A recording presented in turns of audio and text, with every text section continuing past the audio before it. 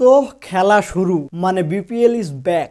আর এবারের বিপিএল অনেক এন্টারটেইন করতেছে। এই যেমন কানাডিয়ান হোস্ট, তারপর রাহাত ফাতে আলি খানের কনসার্ট, সুন্দর broadcasting.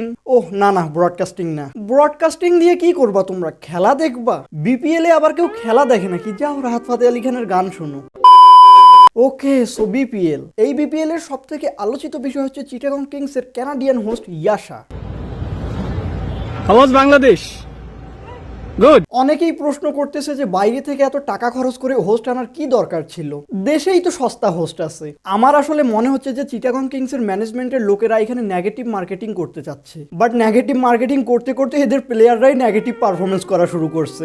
Hello Yasha, hello Bangladesh good. Are you enjoying in Bangladesh? Yeah. Chittagong Kings এর ভিডিওগুলো দেখলে মনে হচ্ছে যে তারা পজিটিভিটি ছড়াচ্ছে, বাট ভিডিওর কমেন্ট বক্স খুললে মনে হচ্ছে যে নেগেটিভিটি ছড়াচ্ছে। মানে আমি টোটালি কনফিউজড। ইয়াশা টিয়াশা যাই আসুক না কেন, এরা আমাদের বাংলাদেশি হোস্টের মতো কখনো হইতে পারবে না। এদের মধ্যে সেই ভাইবটাই নাই। Final match you perform, what happening? Huh? Final match you perform, what happening? What do you mean?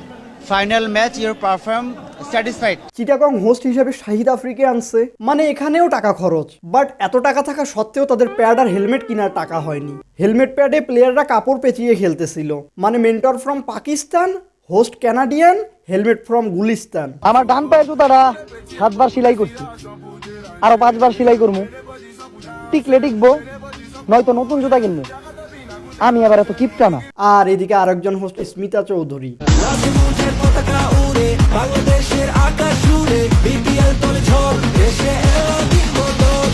একটু আগেই মনে হয় একটা কথা বলছিলাম যে বাইরের হোস্টের থেকে দেশের হোস্টরাই better. Okay, I take my words back.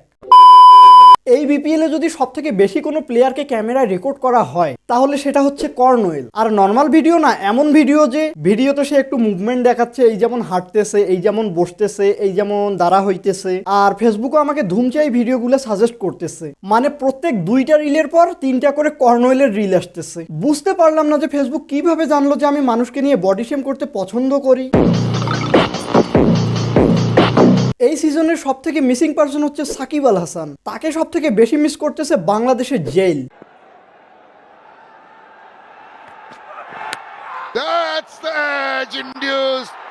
না, আর পারতেছি না, সাকিবকে এবার লাগবেই।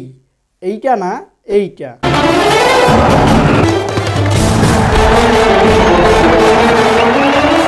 আর এই তাসকিন 7-7টা উইকেট, গ্রেট বোলিং। আর একটা জিনিস বুঝলাম না, এখানে খেলা হচ্ছে ক্রিকেট, বাট কিছু ফুটবল ফ্যানরা কেন কান্নাকাটি করতেছে?